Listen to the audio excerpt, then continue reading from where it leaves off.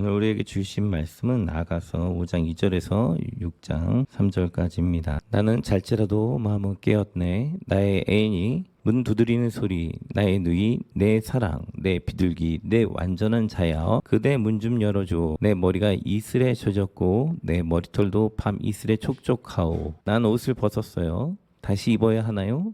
난 발을 씻었어요. 다시 흙을 묻혀야 하나요? 나의 사랑하는 자가 문틈으로 자기 손을 들이미시네. 내 심장이 그분 때문에 두근거리네. 일어나 나의 사랑하는 자를 위해 문을 열었네. 내 두 손에서 모략이 뚝뚝 떨어지네.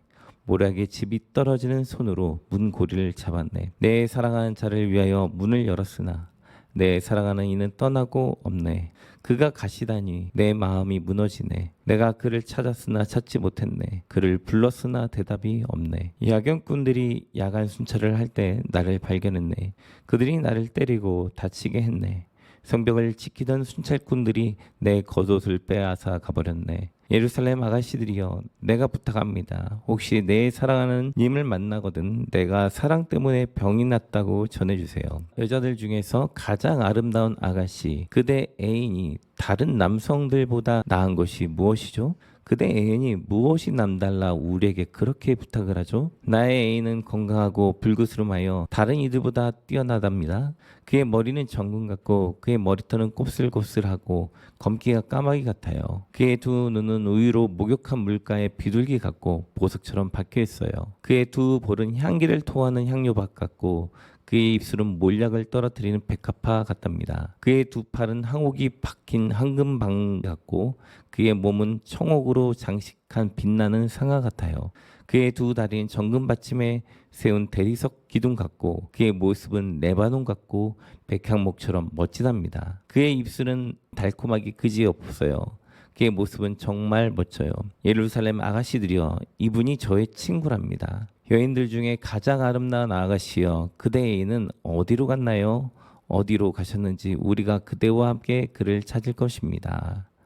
아멘. 근데 조금 굉장히 어렵고 심오한 부분이 굉장히 많아요. 그래서 50장입니다. 구원과 직행이 돼 있기 때문에 오늘은 되게 정신을 좀 많이 차리시고 좀 철학적으로 좀 생각도 하시면서 따라오셔야지 이게 풀립니다. 왜 그러냐면 이게 역사서도 아니고 예언서도 아니고 시예요. 시이기 때문에 은유적으로 표현되어 있는 게 많기 때문에 이걸 잘 풀어 헤쳐 나가셔야지 여러분의 신앙이 구원과 연관이 되어 있는 부분이 있기 때문에 오늘은 절대 조심하면 안 됩니다. 우리 첫 절부터 보면 맨 첫 장 보면 5장 2절에 여기 보시면 나는 잘지라도 깨어 있었네, 이런 표현이 나오죠. 이런 표현들은 우리가 그런 표현 하잖아요. 이게 무의식의 의식 세계 뭐 이런 표현도 하고 우리의 생각과 의지가 다르게 행동할 때 있잖아요. 마음과 행동이 그걸 말하고 있는 거예요. 그 이야기를 왜 시작을 하냐면 잘 보세요. 이 여자분이 지금 똑똑똑 누가 하고 있죠? 네, 주님이 하고 있단 말이에요. 하나님이 똑똑똑똑 하고 있어요. 이제 연애를 해보신 분들은 알겠지만 남자친구가 똑똑똑 하면 어떻게 해요? 왔어 하면서 잠깐만 기다려 하면서 내가 갈게 하면서 딱 빨리 하잖아요. 여기 장면에서 보시면 똑똑똑똑 하고 있는데 이 남자가 뭐라고 말하냐면 내 누이, 내 사랑, 내 비둘기, 내 완전한 자여, 근데 문 좀 열어줘. 머리털도 밤이 이슬에 촉촉하오. 이거는 뭐예요? 뭔가를 지금 시간 속에서 이렇게 계속 기다리고 있는 장면이잖아요. 그러다가 이 여자가 이제 문을 열고 나왔는데 없는 거죠. 하나님이 여러분 마음을 계속 뚝뚝뚝뚝 그래요. 여러분이 이유가 뭔지는 모르겠지만 나의 삶의 정황 속에서 민기적 하고 있는 거예요. 뭔가 하나님 나한테 뚝뚝뚝 거리고 있는데 하나님께 반응을 하지 못하는 거죠. 마음은 사실은 하나님에 대한 갈망이 있어요. 마음은. 근데 행동은 어때요? 갈망이 없는 거예요. 갈망이 없다 보니까 타이밍이 안 맞는 거죠. 나갔는데 이미 애인이 없는 거예요.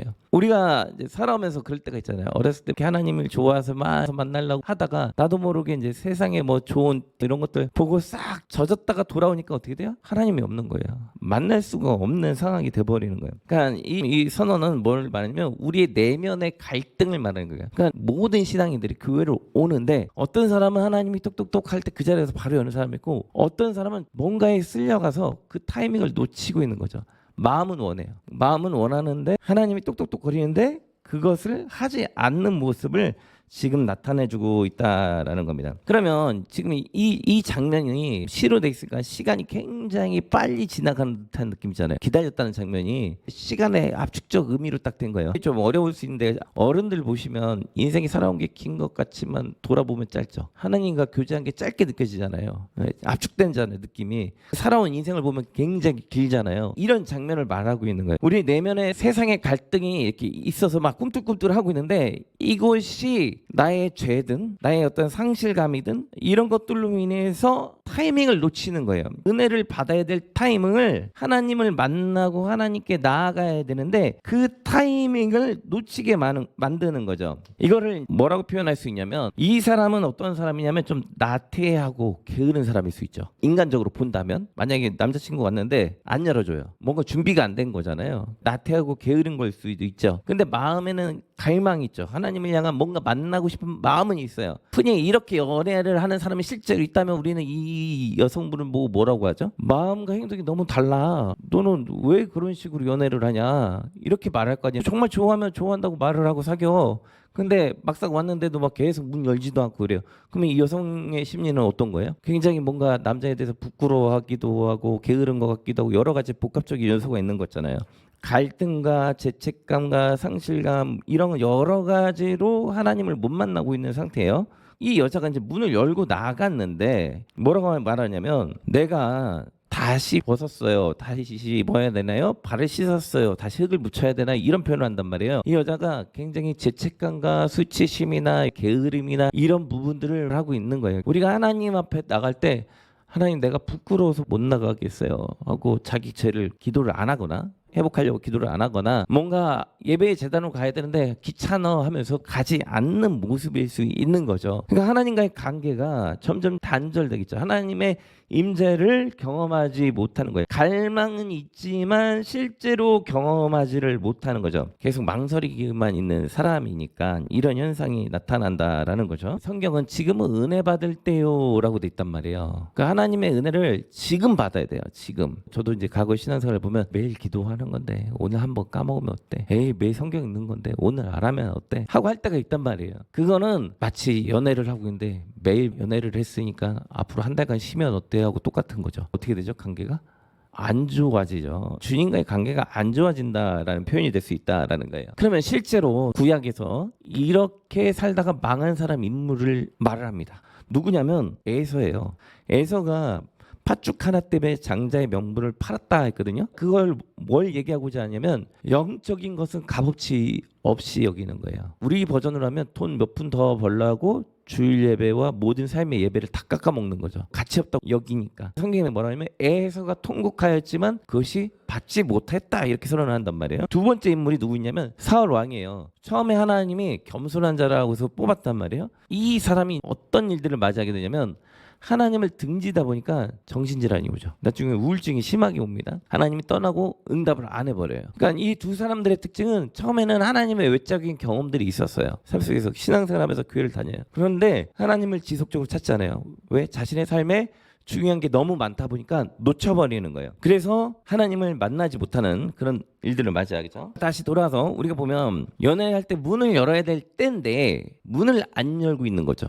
은혜 받아야 될 때예요, 지금이. 근데 은혜를 받지 않는 거예요. 은혜에 대한 간절한 사모함이 있어야 되는 거죠. 하나님의 말씀을 스스로 자꾸 읽고 기도하고 하나님 앞에 관계를 좋게 하려고 스스로 매일 노력하는 사람하고 교회를 나오지만 일주일에 한 번씩 그냥 의무적으로 나오거나 너무 일이 바쁘면 그냥 까먹고 다니는 사람도 있잖아요. 자기의 삶 속에 너무 중요한 우선순위가 많다 보니까 이걸 실제 연애라고 따졌다면 하나님이 남자고 우리가 여자라면 과연 이 연애 관계는 어떤 쪽이 더 연애를 잘하고 있냐 봤을 때 당연히 열심히 자주 만나는 사람이 연애를 잘하고 있는 거잖아요. 하나님의 은혜를 받는 방법은 연애를 잘해야 되는 거예요. 누구랑? 하나님과 연애를 잘하셔야지 성공하는데 대다수의 사람들은 교회를 약간 그 종교 행위적인 방식으로 접근을 한단 말이죠. 그러면 은혜를 받을 수 없다라는 게 문제가 된다라는 겁니다. 우리가 이제 다른 종교하고 좀 다른 부분이 있어요. 기성 종교들은 신이 자신을 위해서 순종시키고 복종시키기 위해서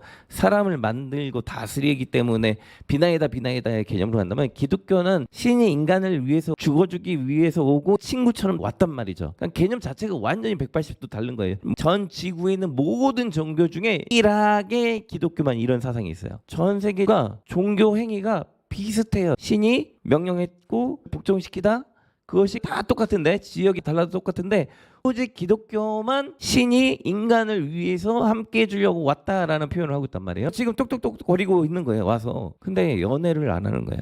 우리 입장에서 무시일 수 있는 거죠. 우리의 구원을 어떻게 해야 되는가 좀 고민할 필요가 있죠. 왜냐면 미루거나 가볍게 여기면 회복이 안 될 거니까. 회복이 안 되면, 은혜 받지를 못하면 구원은 이루어지는가, 근본적인 문제에 접근하게 되는 거예요. 이 이야기는 관계 끊어짐의 문제예요, 아직 연애 중인데 소홀에 대한 문제인 거예요? 소홀의 문제도 포함하고 있지만 조금 심각해지면 관계가 끊어짐의 문제도 갈 수가 있다라는 거죠. 우리의 신앙이 막연하고 대충 의무감에 나와서 신앙생활을 할 수 있잖아요. 그러면 우리의 구원이 끊어질 수 있다라는 부분을 설명하고 있어요. 이 여인이 찾는 것처럼 우리가 간절하게 찾아야 되는 거예요. 위에 거는 에서고 아래 거는 사울이에요. 구원이 어떻게 됐죠? 구원을 받았을까요? 이게 핵심을 찌르는 거예요. 교회를 다니지만 맨날 일하는 게 더 바빠. 말씀 보고 기도하고 예배 드리는 것보다 돈 버는 게 더 바빠요. 신앙생활 하는 것보다 내 삶이 너무나 바빠. 그래가지고 하찮게 여기는 거죠. 영적인 것들을. 너무나 내 삶이 더 중요한 거예요. 내 인생에 성공하는 게 더 중요한 거예요. 성공했어. 사울왕이 됐죠. 사울왕이 됐는데 어떻게 돼요? 하나님이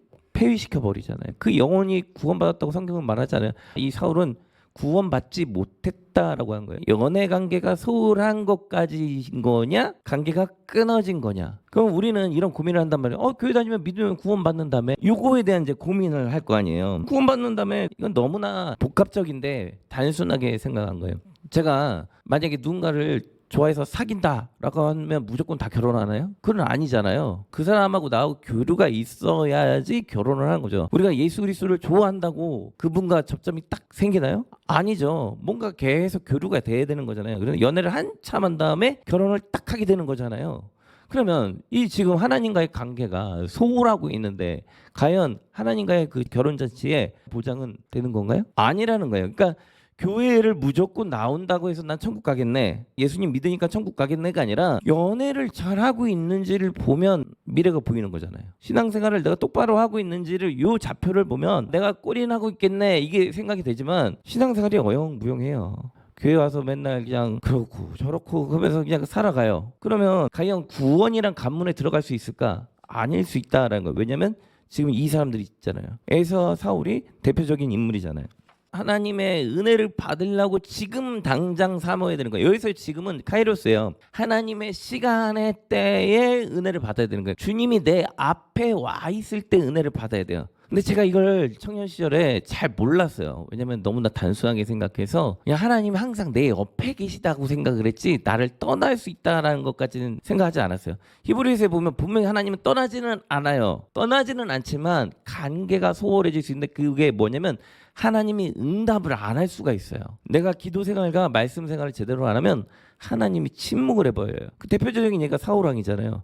기도에도 하나님이 응답을 안 하니까 무당을 불러가지고 귀신을 불러내잖아요. 내 신앙생활 상태가 그냥 어영부영하고 있다, 이렇게 처벌받을 수 있다는 거예요. 지금이 아니에요. 사울왕 40년 걸렸어요. 앞으로 여러분의 40년 후의 모습이 어떻게 되느냐가 더 중요하다라는 거예요. 지금부터 정신을 바짝 차려야 된다 소리가 될 수가 있는 거죠. 이 말씀을 토대로 본다면 동기를 가져야 된다는 거네요. 하나님에 대한 달릴 수 있는 동기가 없다면 우리는 할 수가 없는 거잖아요. 왜냐면 그 여자가 문을 열어줘야 되는데 동기가 없으니까 안 열어주는 거잖아요. 이 신앙의 행동은 결국 우리의 동기를 만들어주는 거네요. 말씀을 열심히 보고 기도하면서 열심히 구제하고 봉사하고 헌신하고 이 모습은 결국 우리의 신앙의 동기고 이것을 통해서 하나님 앞에 나아가는 거예요. 말씀 한번 읽어볼까요? 누가 굳게 하는 거예요? 하나님이 굳게 해주는 거예요? 내가 굳게 하는 거예요? 내가 열심히 해야 되는 거예요. 내가. 이거를 안 하면 구원에 이를 수 없게 된다라는 거예요. 왜냐면 성경에선 여기 아래 보면 열처녀 비유 아시죠? 다섯 처녀는 깨어서 있고 다섯 처녀는 졸다가 있고 그러잖아요. 결혼잔치 못 들어가잖아요. 아니란과 나태함으로 못 들어갔다 이 이야기하는 거잖아요. 이런 신앙생활을 갖고 있으면은 구원의 반열에 들어가기가 어려울 수 있다라는 말이 되는 거예요. 그러니까 나 구원받았으니까 그냥 알아서 천국 가겠지 이게 아니에요. 말씀과 기도를 매우 열심히 해야 돼요. 하나님과 교제해야 돼요. 교제. 우리는 비나이다 신앙이 아니라 하나님과 데이트하는 신앙이 절대적으로 돼야 되는 거예요. 의문점이 하나가 들어갈 수 있어요. 그게 뭐냐면 열심히 하는 사람들 중에 목사를 한번 들어볼게요. 그럼 목회자는 연애를 잘하는 사람일까? 늘 말씀 읽고 기도하잖아요. 여기에서 함정이 뭐냐면 목회자는 외적으로 보이는 직분인 거죠. 성경에서 말하는 건 내적 동기를 말하는 거잖아요. 여자친구를 사랑해서 남자친구를 사랑해서 너무나 내적으로 동기가 나와서 열망해서 달려가는 사람이냐 요걸 얘기하고 있는 거잖아요. 그러니까 내 내적 동기가 순수하지 않고 하나님 앞에서 타락되어 있다면 목회자도 사울처럼 되겠네요. 그죠? 그러니까 이 말씀이 굉장히 깨어 있어야 된다라는 거예요. 그래서 우리가 바리새인들이 처벌받는 것들을 이상하게 생각하잖아요. 아니 그렇게 종교적인 열심히 있는데 왜 처벌을 받지? 이런 의문이 있었잖아요. 이 의문이 해결이 된 거예요. 왜냐하면 하나님에 대한 내적인 갈망이 없었다라는 거죠. 지금 이 말씀을 토대로 해서 본다면 이는 성도들의 입장에서는 육신의 정욕과 안목의 정욕과 이생의 자랑에 사로잡혀서 신앙생활을 한다면 어려울 수 있다라는 소리가 되겠네요. 저도 좀 돌아보니까 청년 때는 남한테 이렇게 보이려고 하는지 모르겠어요. 보이려고 신앙생활하는 경우가 좀 많아요. 청년부 때 생각을 해보면 되게 열심히 했는데 하나님 때문에 하는 것 같은데 자세히 보면 사람들한테 보이려고 했던 기억들이 많은 것 같아요. 실제로 그런 것도 많이 보고 이런 사람들은 신앙이 어떨까요? 내적인 동기보다 외적인 동기가 큰 거잖아요. 그래서 이들은 감정적으로 치우치거나 뭐 회의감이나 위선이나 고독 가운데 뭐 여러 가지 현상으로 나타나겠지만 결국 하나님과의 내면 세계에 뭔가 안 되겠죠. 예를 하나 드릴게요. 개척교회를 하면서 저한테 왔다가 떠나가는 사람들 중에 이런 말을 하는 분들이 많아요. 교회가 작아서 큰 데에서 한번 해보려고요. 큰 데에서 가서 해보려고요. 이게 뭔 의미죠? 거기 가서 뭘 하겠다는 거죠? 신앙은 작은 데서 하면은 안 되는 건가요? 제가 뭘 말씀을 하는지 알겠죠? 내면 세계의 동기가 하나님 플러스 다른 게 또 있는 거예요. 그러면 하나님은 순수한 동기를 원하시는데 지금 이 사람은 순수한 동기가 있는 건가요? 없는 거죠. 사실 반대로 목회자들도 그럴 수 있잖아요. 큰 교회에서 사역 한번 해보려고요. 목회자도 그럴 수 있잖아요. 저 시골 촌구석에 가서 사역할래? 큰 교회에서 사역할래? 오지로 가서 사역하실래요? 아주 대도시에서 사역하실래요? 우리는 내적인 동기가 1+1 이렇게 할 수 있다는 거죠. 근데 이 순수성이 내면 세계의 동기를 흐릴 수 있다라는 걸 지금 말씀을 하고 있는 거예요. 왜냐면 똑똑거리고 있는데 문을 열어야 되는데 외적인 세계에 빠져서 쓸려 나갈 수 있다라는 걸 얘기하는 거죠. 은혜를 지키려면 어떻게 해야 되냐면 구원에 대한 건 외적인 부르심인 거예요. 외적인 부르심이라는 건 뭐냐면 은혜를 누구나 사울도 그렇고 에서도 그렇고 외적으로 경험을 했어요. 근데 구원 받았나요? 아니죠. 내적인 부르심까지 가야 돼요. 야곱도 처음에는 철부지처럼 사기도 치고 막 그랬지만 나중에 하나님만을 붙드는 그런 신앙생활 테두리로 가잖아요. 아브라함도 고난 가운데 연단받으면서 하나님만을 선택하는 것으로 간단 말이에요.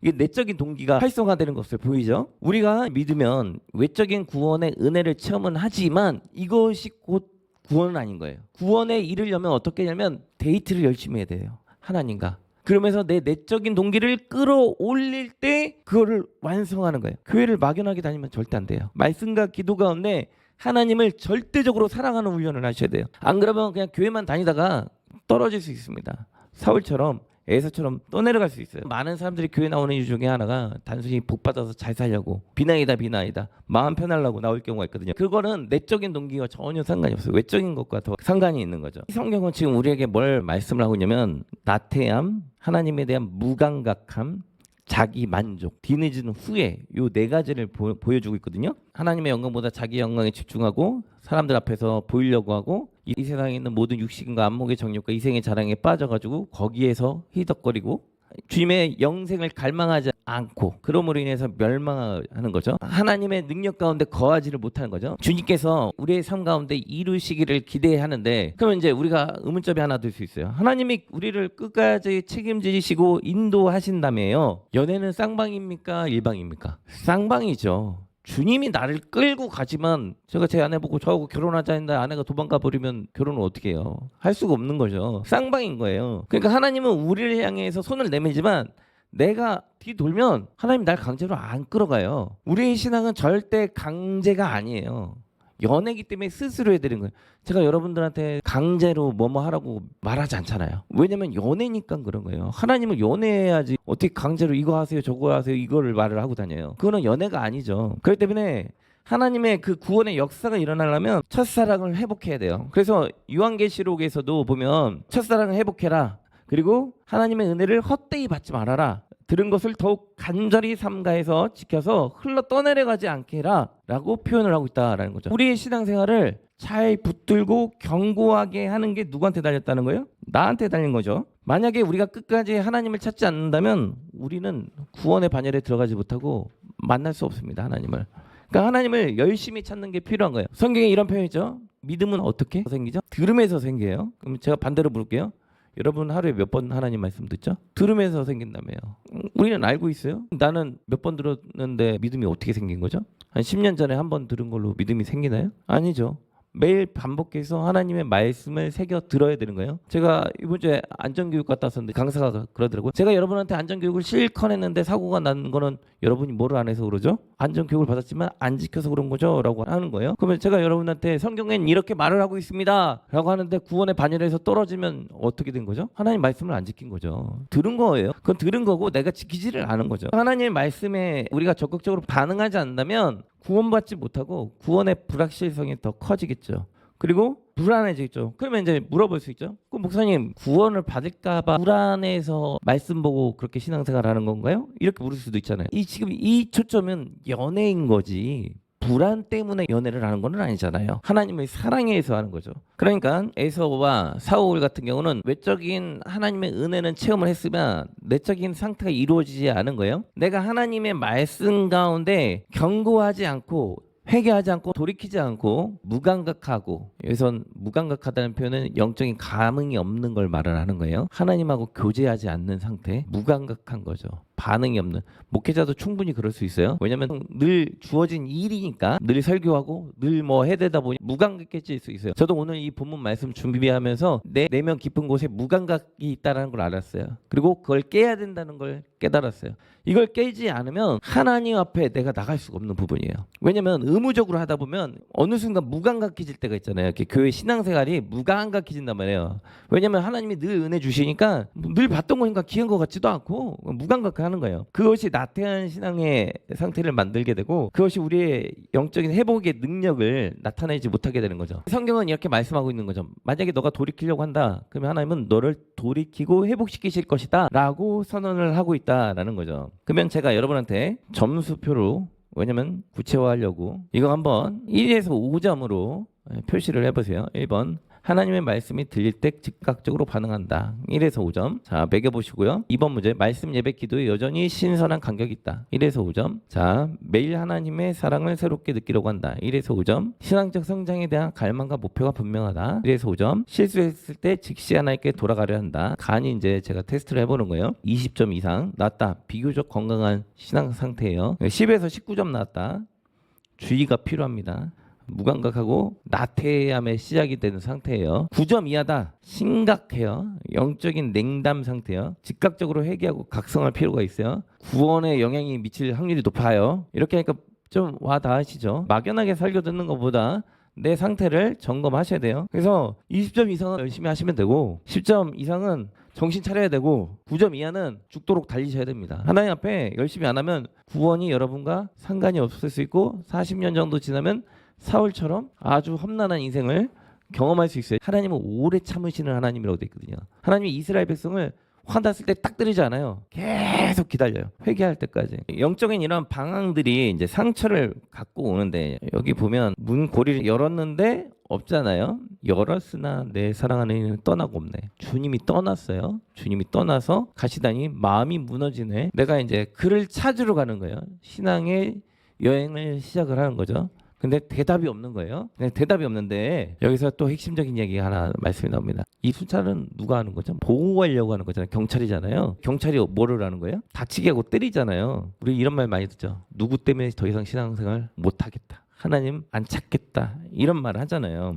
세상의 우애 또는 종교적인 죄, 영적인 어떤 싸움, 그리고 어떤 수치감, 또 나의 그 죄성의 노출, 부끄럼, 이런 혼란함, 혼동 이런 것들로 인해서 상처가 발생이 되잖아요. 교회 다니면서 나도 모르게. 그러면서 나도 모르게 교회를 안 가려고 하는 상황이 생긴단 말이에요. 그러면 파수꾼에게 상처를 받았으면 이 여인은 안 찾아야 되나요? 찾아야 되죠. 왜냐면 내 사랑하는 사람인데 저 파수꾼이 법을 어긴 거잖아요. 많은 신앙인들이 하나님을 찾다가 목회자에게 시험 들고 교회에 시험 들고 성도들에게 시험을 들어서 하나님을 찾지 않는다라는 거죠. 중단하면 결국 내 구원의 문제가 어떻게 되겠어요? 떨어져 나간다는 소리가 되는 거예요. 그러니까 하나님을 어떻게 해요? 상처 받아도 찾을 각오를 하고 달려가야 된다.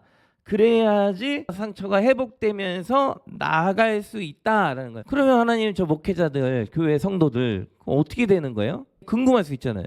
성경은 뭐라고 말하냐면 에스겔서 34장에서도 목자들을 양을 돌보지 않고 상처를 입히고 흩어지게 했기 때문에 이 목자들을 친다라고 말을 했단 말이에요. 심판한다라고 했어요. 요한복음 10장에서도 예수님은 자신을 선한 목자라고 했단 말이에요. 거짓 목자가 아니라고 했단 말이에요. 여기서 거짓 목자는 그냥 먹고 살기 위해서 목자를 하는 걸 말을 하는 거예요. 돌보려고 하는 게 아니라. 그리고 예레미야 23장도 내 목장을 망치는 목자들에게 화가 있을지어다, 하나님의 징계가 있을지어다라고 했다라는 거예요. 내가 정신을 차리지 않으면 나도 징계의 대상이고, 반대로 내가 하나님을 찾는 데 있어서도 걸림돌이 되는 게 있다면 그 걸림돌 때문에 하나님을 못 찾는 게 아니라 하나님을 찾으려고 견고하게 달려가야 된다라고 말씀을 하고 있는 거죠. 이런 내적인 신앙만 문제입니까? 세상에 나가면 어때요? 세상의 가치관과 가족, 친구, 직장, 사회, 어떤 영적인 전쟁, 보이지 않는 뭐 그런 자기 자신의 내면 세계, 여러 가지 요인들이 우리가 하나님께 나아가는 것을 막고 있잖아요. 하나님께 나아가는 것들을 막기 때문에 어려움이 있기 때문에 우리가 이것을 싸워서 우리 마음의 회복을 하고 나아가야 되는 거죠. 이런 말씀이 나와요. 아름다움과 부탁 이야기 나오는데 여기서 혼자 신앙생활 할 수 없다는 거예요. 혼자 찾고 있었잖아요. 누구한테 부탁하는 거예요? 여인들에게 부탁을 해요. 그 말은 신앙의 공동체의 사람들에게 하나님을 만날 수 있도록 부탁하는 거예요. 우리가 같이 왜 존재하냐면 서로를 돕기 위해서 있는 거예요. 서로에게 힘이 돼주는 거죠. 서로 하나님 안에서 위로해주고 격려해주면서 하는 게 필요한 거예요. 내 신앙 상태가 약하면 손잡고 같이 가주는 사람도 필요하고 다양하겠죠. 여기서 또 아름다움이라고 표현하잖아요. 하나님은 우리의 영혼의 순수성과 사랑의 깊이, 헌신의 순결성을 높게 평가하신다는 거예요. 그러니까 이 아름다움은 외적인 것을 말하는 게 아니라 오직 하나님만을 사랑하면서 온유한 가운데 심령이 썩지 아니할 것으로 하나님 앞에서 견고하게 나아가려고 하는 그 자세를 하나님은 우리를 아름답게 보시는 거예요. 우리는 내 자신을 하나님 앞에서 평가할 때 남하고 비교하잖아요. 남보다 신앙생활도 못하고 뭐 외적인 것들을 비교하잖아요. 헌금 내면 나 헌금도 못해. 그리고 남들처럼 뭐 새벽기도도 못해. 막 이런 걸로 막 이렇게 비교하고 있잖아요. 근데 그런 걸로 비교하는 게 아니라 하나님 안에서 내면적인 성숙으로 다듬어져서 온전하게 썩지 않을 것으로 나아가는 그 간절한 마음을 하나님은 높게 보고 계시다라고 말씀을 하고 있는 겁니다. 그래서 성령의 능력 안에서 하나님 앞에 몰입하고 같이 함께 나아가야 되는데 이 여인이 하나님의 배우자를, 남자친구를 찬양하죠. 왜 남자친구가 뭐 어떠나요? 그러면 머리가 뭐 많고 뭐 어쩌고저쩌고 하면서 하나님의 놀라운 그 아름다움에 대해서 칭찬과 존경의 표현들을 하는 모습을 볼 수가 있어요. 이 말은 뭘 표현하고 있냐면 우리가 그런 말 하잖아요. 콩깍지 씌인다. 우리가 봤을 때는 정말 못생겼는데 그런 말을 하잖아요. 너무 잘생겼다. 너무 이쁘다. 근데 어느 순간 콩깍지가 딱 벗겨지면 어떻게 되죠? 그동안 거짓말이었다 하면서 막 이렇게 하잖아요. 연애도 똑같다는 거예요. 하나님이 너무나 좋으니까 하나님에 대한 극도의 칭찬이 계속 나가는 거예요. 그 말은 내 칭찬의 그 고백 속에 뭐가 묻어 있는 거예요? 나의 신앙이 묻어 있는 거예요. 반대로 자꾸 투덜거려. 뭔가 하나님에 대해서 안 좋은 것만 자꾸 봐. 그럼 내 신앙의 상태가 어떤 거예요? 콩깍지가 벗겨진 상태인 거예요. 그 하나님과의 관계가 어떻게 돼요? 매우 좋지 않은 거죠. 하나님과의 관계가 좋으니까 자꾸 콩깍지가 싫었으니까 하나님을 찬양하게 되는 거예요. 그러니까 하나님하고 관계가 잘 돼야지 기쁘게 우러난다는 소리가 되는 거네요. 인간과 인간끼리, 하나님과 인간끼리 관계를 말하는 건데 이 아가서를 잘 통독해서 넘어가면 굉장히 아름다운 사랑을 가족 안에서도 이룰 수가 있게 돼요. 이걸 실제 부부관계나 연애라고 한번 생각해 볼게요. 무관심한 남자친구 연애할 때 문자를 보냈는데 답장이 안 돌아오는 그런 애들 많잖아요. 전화했는데 전화도 안 오는 관심도 없는 그러면 그런 분을 여자친구들이 사귀나요? 뻥 차고 끝내버리죠. 남자들 중에 그런 사람들 있잖아. 아, 난 소극적이고 난 적극성이 없어. 나중에 후회하면 뭐합니까? 의미가 없는 거죠. 성경은 사람을 사귈 때도 이렇게 해야 될 텐데 하물며 하나님 사귈 때는 어떻겠니? 요 의미를 갖고 있는 거거든요. 내 속에 어떤 불안 때문에 못 나가는 행동들을 하지 말고 적극적으로 간절히 사모해서 달려가라 이 소리를 하고 있는 거예요. 지금 말씀을 보니까 여인들 중에 가장 아름다운 아가씨여 그대의 애인은 어디로 갔나요? 어디에 가셨는지 우리가 그대와 함께 그를 찾을 것입니다. 다시 돌아서 은혜를 받을 때예요. 근데 기도해야 되는데 은혜를 받아야 되는데 은혜를 받지 못해요. 그러면 찾아야 돼요. 왜 하나님은 우리가 찾게 만들고 있죠? 흔히 그런 말 하잖아요. 연애할 때 밀당의 고수다 이런 말 하잖아요. 여자분들이 왜 밀당을 하죠? 밀당을 해야지 더 간절해지잖아요. 지금 이 부분은 약간 그런 부분이 있는 거예요. 하나님이 때로는 우리에게 침묵하고 기도의 응답을 안 해요. 그건 나를 버렸다라는 소리예요. 너가 더 간절히 나와오라는 소리예요. 간절히 나오라는 소리인 거죠. 근데 두 종류의 사람이 있어요. 보면 하나님이 침묵하는데 간절히 안 나가는 사람이 있어요. 간절히 나가는 사람이 있어요. 어떤 사람이 좋아지겠어요? 간절히 나가는 사람이 잘하겠죠. 그 부분을 이야기하고 있는 거예요. 그러니까 같이 찾으면서 하나님은 응답을 안 하시겠지만 간절히 찾을 때 하나님의 회복의 역사가 이루어지는데 간절히 찾지 않는다. 그러면 문제가 심각하다. 그럼 하나님을 만나지 못할 수 있다라는 소리가 됩니다. 오늘 본문 말씀은 열심히 사귀어서 연애를 해서 결혼에 꼴이 날래? 어영부영 관계가 무너질래? 그러다가 끊길래? 이 소리를 하고 있는 거죠. 지금 너의 상태는 어디에 있어? 너의 신앙의 상태가 만약에 1에서 10점 중에 10점이 만점인데 5점 미만이다. 그러면 많이 생각을 해야 되겠네요. 우리는 구원을 이루려고 여기 이 자리에 모였잖아요. 예수 그리스도를 만나서 구원을 이루려고 왔는데 우리는 돈 벌려고 이 자리에 온 게 아니잖아요. 여러분 여기서 부자 되려고 이 자리에 모인 게 아니란 말이에요. 구원이라는 하나님의 그 축복을 이루려고 모였기 때문에 돈 벌고 명예 얻고 중요하지만 구원을 이루지 못한다면 아무 소용이 없잖아요. 돈이라는 게 있을 때 도움은 되지만 그것이 나의 구원을 이루어주는 것은 아니잖아요. 우리가 뭐 세상 살면서 그걸 너무 많이 받잖아요. 없는 것보단 낫죠. 그러나 그것이 우리의 구원의 문제를 해결해 주지는 못해요. 하나님 앞에 간절하게 나아가면서 하나님과의 신앙생활을 좀 돈독하게 하면서 나의 신앙 상태가 어떤지 좀 늘 점검하셨으면 좋겠어요. 저도 이 말씀 준비하면서 내가 좀 무감각함이 있었구나라는 걸 깨달았거든요. 만약에 나태함이 있다라는 걸 깨달은 분은 나태함을 하나님에 대한 좀 진실한 사랑이 없다라는 걸 깨달았다면 진실한 사랑을 더욱더 좀 추구하면서 하나님과의 신앙의 관계가 연애로 비유했을 때 좀 끈끈한 관계로 더욱더 성장하는 저희가 되었으면 좋겠습니다.